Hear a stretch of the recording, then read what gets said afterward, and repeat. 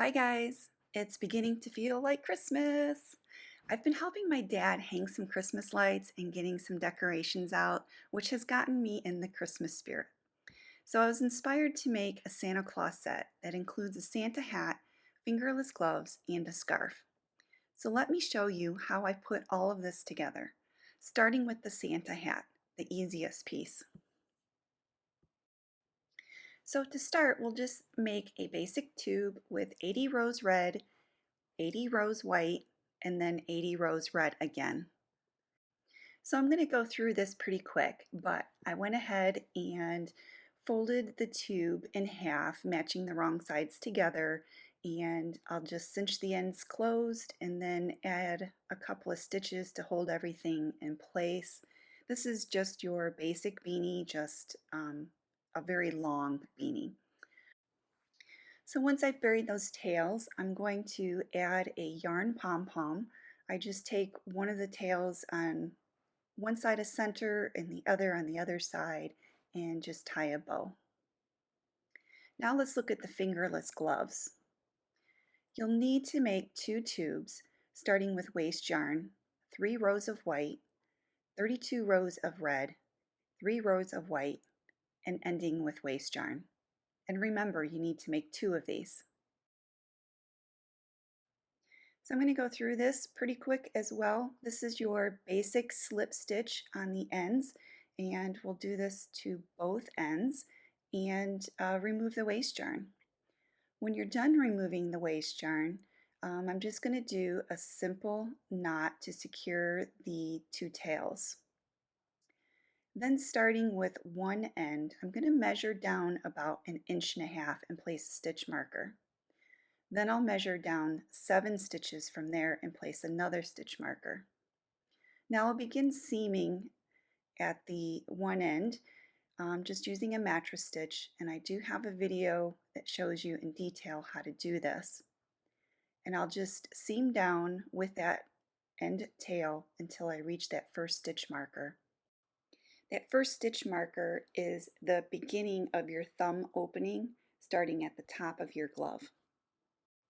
Once you have that first section stitched up, I would try it on and make sure that you like the fit, and then go ahead and secure the ends.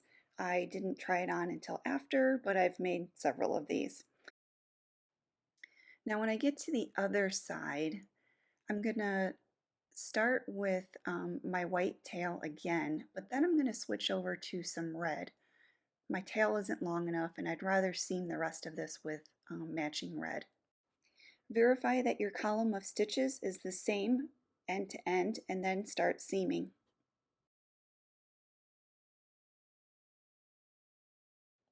So just go ahead and seam until you get to that stitch marker.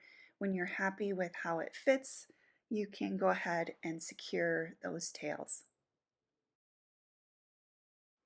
Once you have one glove finished, you can go ahead and repeat the process for the second glove, and just make sure your thumb hole is the same on both. Now let's look at the scarf. We're going to do a tube starting with waste yarn, switching to white for 15 rows, red for 20, black for 10, 210 for red, back to black for 10, back to 20 for red, and 15 for white, and ending with waste yarn. You'll also need some gold I-cord that's about 8 inches long, and you'll need 2 of them. So we'll go through this pretty quick. Slip stitch the end closed, nothing special here, and then you can remove the waste yarn and secure the tail. Now I take my I-cord and I'm just going to cut what I need, which is about 8 inches to length, and then I'm going to graft the ends together. And I use stitch markers to hold all these stitches in place while I graft the ends together. And if you need a video on how to graft the ends, I do have one that is very detailed that walks you through from starting to ending. So once I have this grafted, I'm going to place it on my scarf and pin it down with some stitch markers, and then I'll just sew it on using the mattress stitch. And just be sure you're only going through one layer of your scarf. When you're done seaming, just secure your tails together and bury the ends. And that's all there is to it, to my big goofy buckle. If you wanted to use a smaller I-cord, that's perfectly fine. If you wanted to duplicate stitch or even use felt, those are all great options as well. But I like my big goofy buckle. Now I'm going to add some fringe. My fringe finished length is going to be about 6 inches, and I've cut these pieces of yarn to about 14 inches. So by the time I get them on and I trim them all down, it will be 6 inches. And of course, when you're done with one side, you'll want to do the other. For something different, I untwisted the yarn just to give it a little bit of a Santa Claus beard look.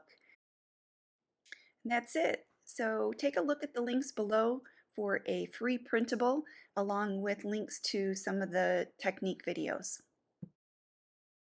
If you have any questions, feel free to email me. Thanks for watching.